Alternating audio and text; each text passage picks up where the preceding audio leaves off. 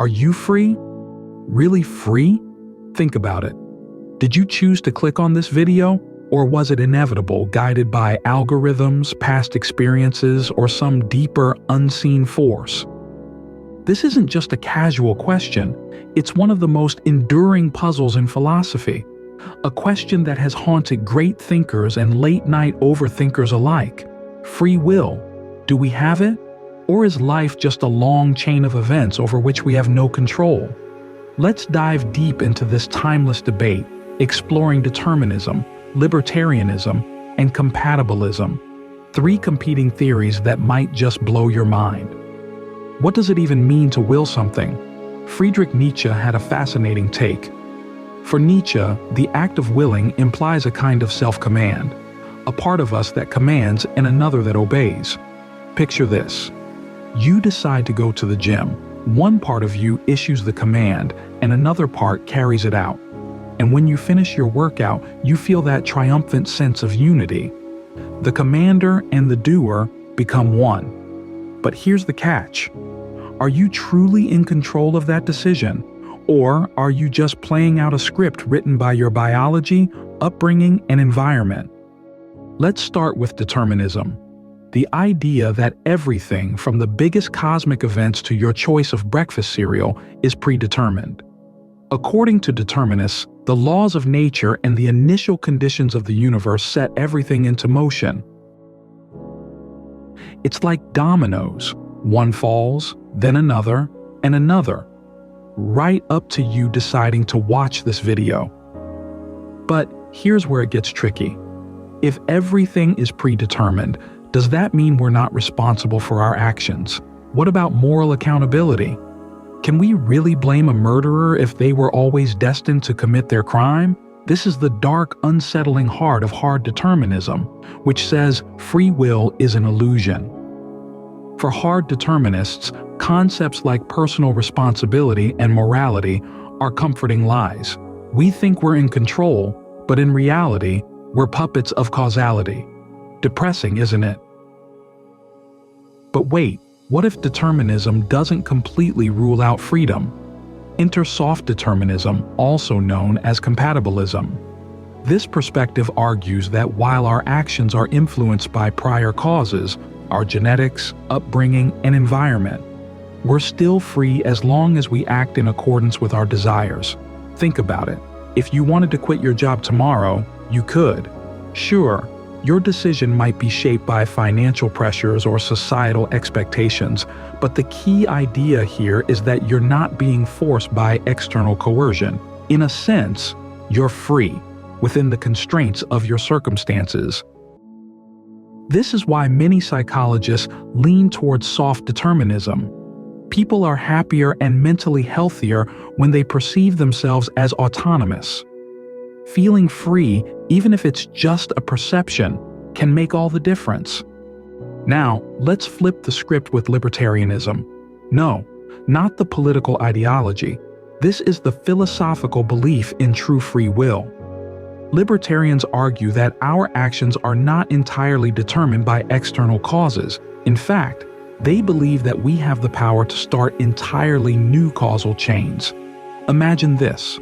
Right now, you could decide to pause this video, dance around your room, or call your friend and tell them a random joke. These actions wouldn't be predictable by anyone, not even the most advanced AI. That's the essence of libertarian freedom. Unpredictable, spontaneous, and authentically ours. Sounds amazing, right? But hold on. Libertarianism runs into a big problem. How do you account for the undeniable influence of natural laws? After all, we're still governed by physics, biology, and neurology.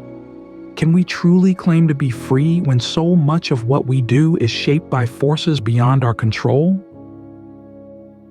This is where compatibilism comes in to save the day. Think of it as a philosophical middle ground, a way to reconcile determinism with the idea of free will. Compatibilists argue that freedom isn't about escaping causation, it's about acting without external constraints. Here's an analogy. Imagine you're playing a video game. The game world has rules. You can't walk through walls or fly unless the game allows it. But within those rules, you can choose your path, your actions, your goals. Compatibilists see life the same way. We may be bound by the laws of nature, but within those boundaries, we have the freedom to act in line with our desires and values. Interestingly, studies show that people who believe in free will tend to be happier, more motivated, and more ethical. Why? Because the belief in autonomy gives us a sense of control and responsibility. Even if compatibilism is just a comforting story, it's one that helps us function better as individuals and as a society.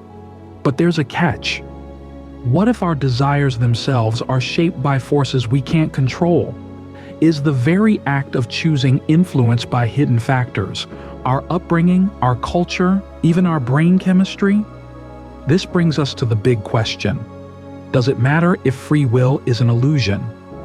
Maybe what truly matters is how we respond to the circumstances we're given.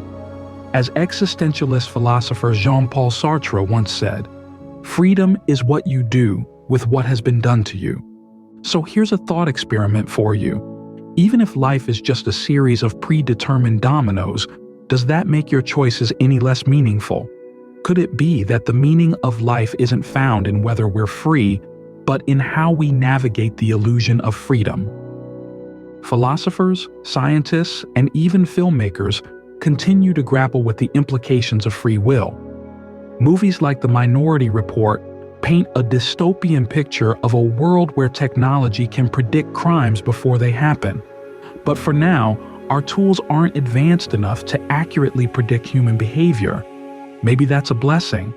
Or perhaps human choices are truly free and will forever remain unpredictable. The debate over free will challenges us to reflect on who we are and what it means to live authentically. Now it's over to you. Do you believe in free will, or do you think everything is predetermined? Are you a hard determinist, a soft determinist, or a libertarian? Or maybe you're something else entirely. Let us know in the comments. We'd love to hear your perspective. And remember, whether or not you're truly free, the fact that you're here engaging with these ideas is a powerful act in itself. Maybe freedom isn't about having endless choices, but about finding meaning in the choices we make. If this video made you think, give it a like and share it with someone who loves diving into deep philosophical debates. And don't forget to subscribe. We've got plenty more mind-bending content coming your way. Thanks for watching, and until next time, keep questioning everything.